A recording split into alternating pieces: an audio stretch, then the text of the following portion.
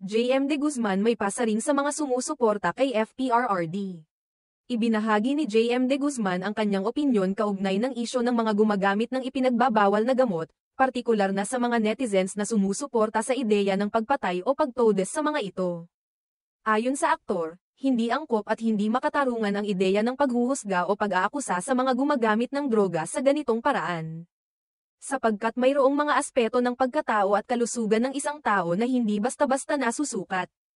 Pinili niyang iparating sa mga tao na may mga ibang paraan upang tulungan ang mga ito at hindi sa pamamagitan ng pagpapataw ng malupit na parusa.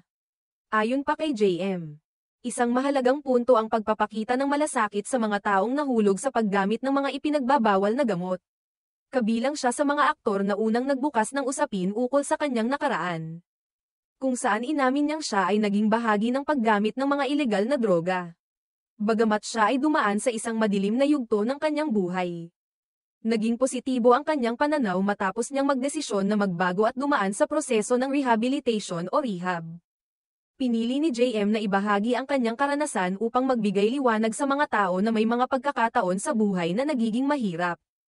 At may mga pagkakataon ding nakakalimutan ng isang tao ang kanyang mga responsibilidad at pananagutan.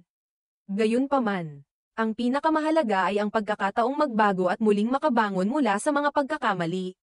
Ibinahagi niya na naging matagumpay siya sa kanyang rehabilitasyon at sa tulong ng mga eksperto, mga pamilya, at mga kaibigan, natutunan niyang magkaroon ng kontrol sa kanyang buhay.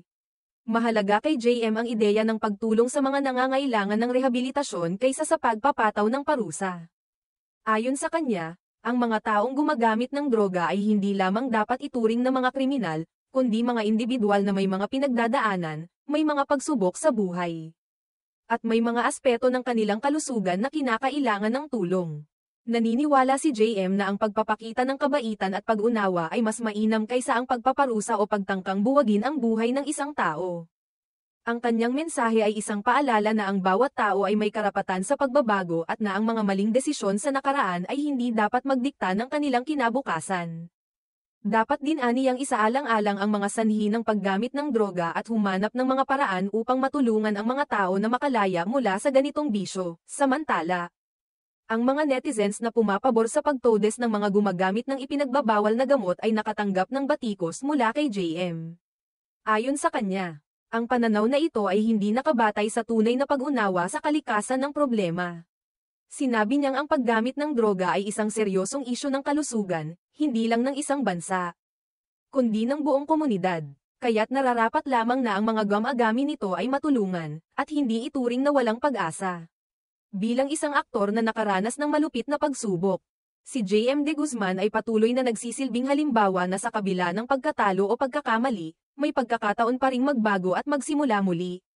Siya ay isang patunay na ang rehabilitasyon at tamang tulong ay maaaring magbigay ng bagong pag-asa sa mga tao, na sa kabila ng mga pagkatalo, may pagkakataon pang magtagumpay.